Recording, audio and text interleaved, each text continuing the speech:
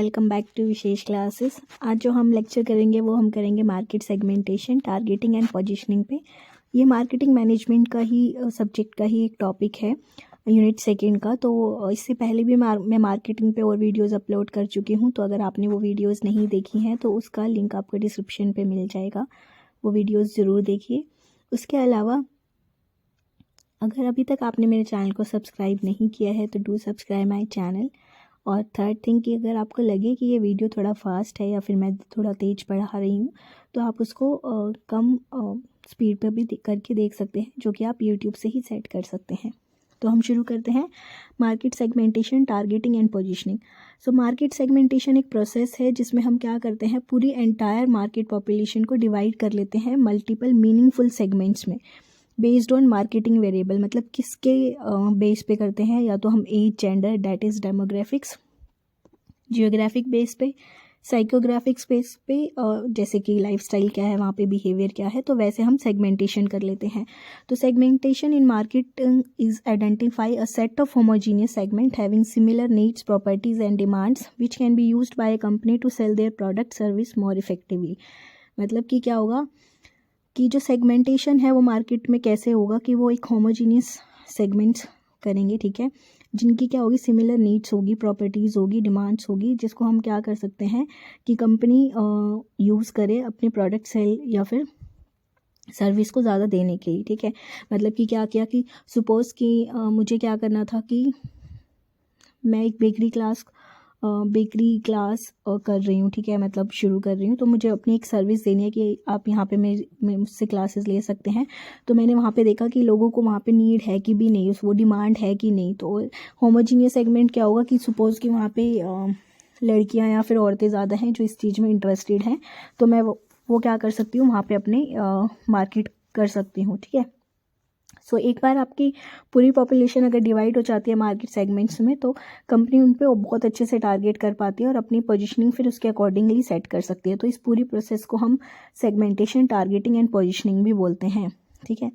अब इम्पॉर्टेंस क्या है मार्केट सेगमेंटेशन का, देखो ये पैराग्राफ में लिखा हुआ है पर यहाँ पे पॉइंट्स हैं, तो आप जब भी उसमें लिख के आओ, अपने एग्ज़ाम में लिख के आओ, तो इसको हमेशा पॉइंट्स के फॉर्म में ही लिख के आना, ठीक है। सो मार्केट सेगमेंटेशन क्या है, किसी भी बिजनेस के लिए बहुत इंपॉर्टेंट है। क्यों? वो क्या करता है कि उससे आप मार्केट को क्या कर सकते हो, स्लाइस कर सकते हो स्मॉलर ग्रुप्स में या सेगमेंट्स में। तो और उसके बाद आप उसको आइडेंटिफाई कर सकते हो कि उनकी नीड्स क्या है और कैसे करना है, ठीक है। तो मार्केट सेगमेंटेशन क्या करता है, पॉपुलेशन रिड्यूस करता है मार्केट में और आपको एक ज़्यादा एड्रेसेबल ऑडियंस देता है rather than giving random groups of people, ठीक है। सो सिमिलर ग्रुप्स अनेबल करते हैं कंपनीज को to be more focused in terms of their product offerings, product differentiation strategies, marketing strategies, pricing strategies में, ठीक है। सो ये कंपनी को क्यों, देखो अब आपने कर लिया कि आप सिमिलर ग्रुप पे ज़्यादा फोकस कर रहे हो, आप अपनी अच्छी से प्रोडक्ट की ऑफर भी कर पा रहे हो, अलग अलग स्ट्रेटजीज भी बना पा रहे हो, और ऑल्सो ये किस में हेल्प करेगा कि आपका रिस्क भी कम होगा, आपकी कॉस्ट भी कम होगी, आप कस्टमर पे ज़्यादा अच्छे से टारगेट कर पाएंगे, ज़्यादा बेटर रिटेंटेशन होगी, ज़्यादा प्रॉफिट कमा पाएंगे। तो अगर आप पूरी पॉपुलेशन को सेगमेंट कर लेते हैं तो ये किसी भी बिजनेस के लिए बहुत अच्छा है, ठीक है। अब टाइप्स क्या क्या हैं मार्केट सेगमेंटेशन के, तो जो मोस्ट इंपॉर्टेंट वेरिएबल है सेगमेंटेशन पे वो किस किस पे बेस्ड हैं, demographic, geographic, psychographic and behavioural. तो हम उसको कैसे देख सकते हैं, डेमोग्राफिक क्या होता है कि जैसे कि आपने डेमोग्राफिक मार्केट को अलग अलग उस पर कर लिया कि एज क्या है, gender, income, family members, educational qualification, socio economic status क्या है, तो वो हो गया डेमोग्राफिक सेगमेंटेशन, ठीक है। जियोग्राफिक सेगमेंटेशन क्या है कि जब आप पॉपुलेशन को डिवाइड करते हो बेसिस ऑन जियोग्राफी, जैसे country, state, city, village, region, postal code, तो ये सब क्या हो गया, जियोग्राफिक सेगमेंटेशन। नेक्स्ट क्या आता है, साइकोग्राफी, कि वहाँ पे पर्सनैलिटी कैसी है पीपल की, मतलब लोगों की करेक्टरिस्टिक्स क्या है, उनका लाइफस्टाइल क्या है, सोशल स्टेटस क्या है, उसके बेस पे कर सकते हो। नेक्स्ट आता है बिहेवियरल सेगमेंटेशन, जब कंपनी डिवाइड कर देती है मार्केट को कस्टमर बिहेवियर और यूसेज पैटर्न के उस पर।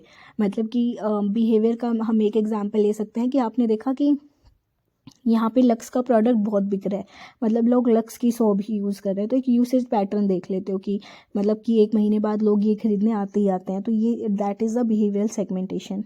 सो इम्पोर्टेंस, सेगमेंटेशन कौन कौन से हो गए, टाइप्स कौन कौन से हो गए हमारे पास, डेमोग्राफिक, जियोग्राफिक, साइकोग्राफिक और बिहेवियरल। और इस पूरी प्रोसेस को हम किस में डिवाइड कर सकते हैं, सेगमेंटेशन, टारगेटिंग एंड पोजिशनिंग में। ठीक है, नेक्स्ट आता है एडवांटेजेस क्या हैं। देखो, सेगमेंटेशन के बहुत सारे बेनिफिट्स हैं जिसमें से हम कुछ डिस्कस करेंगे। अगर आप सेगमेंट करते हो, फर्स्ट क्या है कि अगर आप सेगमेंट करते हो मार्केट को, तो ये कंपनी को ज़्यादा फोकस देता है, ज़्यादा मार्केट समझने में हेल्प करता है। ठीक है, अननेसेसरी कॉस्ट आप अवॉइड कर सकते हो, क्योंकि सिर्फ आपके पास कौन सा है, आपको सिर्फ रिक्वायर्ड पॉपुलेशन पे ही फोकस करना है। और सेगमेंटेशन क्या हेल्प करता है कंपनीज़ को कि वो नियर मार्केट्स को देखें जहाँ पे उनका एग्जिस्टिंग प्रोडक्ट है वो लॉन्च हो सकता है। ठीक है, नेक्स्ट है, if certain overlapping markets are identified, companies can create new products to capture them. देखो, अगर उनको लगता है कि कुछ ऐसी मार्केट कैप्चर हो गया है भाई जहाँ पे इस प्रोडक्ट की ज़रूरत है, तो कंपनी क्या कर सकती है कि अपना नया प्रोडक्ट भी लॉन्च कर सकती है। नेक्स्ट आता है, once proper segmentation is done after identified target group accurately, advertising and marketing can be more effective rather than having losing created and ad campaign. देखो, अब आपको पता लग गया कि आपने अच्छे से सेगमेंटेशन कर लिया, आपको पता लग गया कि आपकी टारगेट मार्केट यही है, तो आपके एडवर्टाइजिंग और मार्केटिंग भी क्या होगी, ज़्यादा अच्छे से होगी रादर देन कि मतलब आप बेफालतू में अपने कैंपेन ऐड पे अपने पैसे लगाए जा रहे हैं। इससे अच्छा आपको पता लग जाएगा कि आपने मार्केट ही नहीं करनी है, तो आप वहाँ पे ज़्यादा एडवर्टाइजमेंट और मार्केटिंग करोगे, तब आपको बेनिफिट भी मिलेगा। ठीक है, नेक्स्ट आता है, homogeneous group can themselves promote the product or services even more if they like it। देखो, अब क्योंकि मैं क्या कर रही हूँ कि सेम पीपल, मतलब कि ऐसी मार्केट ढूंढ रही हूँ जहाँ पे सब लोगों को एक उस चीज़ की ज़रूरत है। ठीक है, तो एक को पता लगेगा, तो होमोजीनियस का मतलब क्या है कि भाई दूसरे को भी वैसे ही ज़रूरत है, मतलब एक ही जैसा ग्रुप है वो, तो एक को पता लगेगा तो वो 10 लोगों को और बताएगा, फिर वही 10 आगे बताएंगे। तो ये सब क्या है कि वो अपने आप ही वो क्या आपका प्रोडक्ट क्या होता रहेगा, प्रमोट होता रहेगा। ठीक है, नेक्स्ट आता है, systematic market segmentation help in market expansion and also help in customer retention. कि जो आपकी सिस्टमेटिक मार्केट होगी ना, जो आपने सेगमेंटेशन, वो आपको मार्केट एक्सपेंशन में भी हेल्प करेगी और कस्टमर बढ़ाने में भी आपकी हेल्प करेगी। ठीक है, सो ये थे एडवांटेज। अब हम देखते हैं डिसएडवांटेज क्या है मार्केट सेगमेंटेशन के। ठीक है, सो एक जैसे कि एक कंपनी है, ठीक है, अब उसमें मल्टीपल सेगमेंट्स हो गए, तो उनको अलग अलग से देखना, तो मतलब कि ज़्यादा कॉस्ट भी बढ़ सकती है। अब प्रोडक्ट और सर्विस देना मल्टीपल सेगमेंट्स को एक ही टाइम पे, कंज्यूमिंग प्रोसेस तो हो गई कंपनी के लिए। अगर कंपनी एक रॉन्ग सेगमेंट सेलेक्ट कर लेती है तो पूरा बिजनेस आपका कोलैप्स हो सकता है। जो स्मॉल कस्टमर क्लस्टर्स हैं, निश मार्केट्स हैं, तो वो मतलब ऑफर, मतलब हम क्या करते हैं कि बड़ी मार्केट के चक्कर में स्मॉल क्लस्टर्स को अवॉइड करते रहते हैं, तो वो यहाँ पे नेगलेक्ट होने के चांसेस हैं।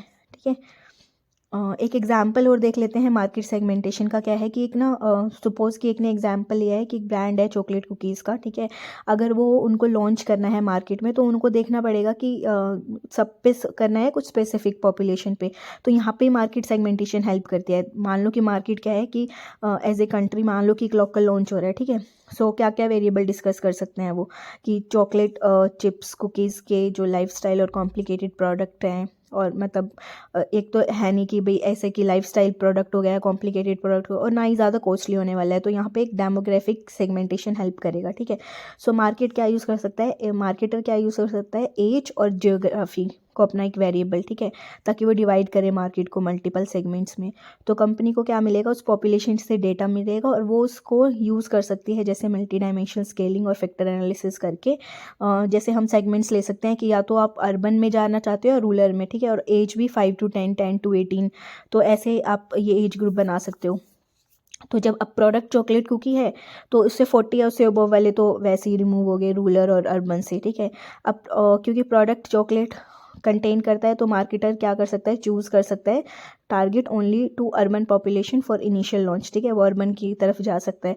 तो 10 से 25 साल के जो हैं वो उसमें, मतलब वो लोग ज़्यादातर क्या पसंद करते हैं, चॉकलेट पसंद करते हैं, और ज़्यादातर इच्छुक रहेंगे वो बाय मतलब कुकीज़ ख़रीदने में रेगुलर बेसिस पे। तो उसको मिल गया, मतलब अर्बन में जाना है और उसको ज़्यादा फोकस रखना है 10 साल से 25 साल के लोगों के बीच में। ठीक है, सो इस चीज़ में आपको क्या हेल्प करती है, मार्केट सेगमेंटेशन आपका हेल्प करता है। ठीक है, तो आई होप आपको ये क्लियर हुआ होगा। अगर फिर भी कोई डाउट है तो प्लीज़ मुझे कमेंट बॉक्स में बताएं।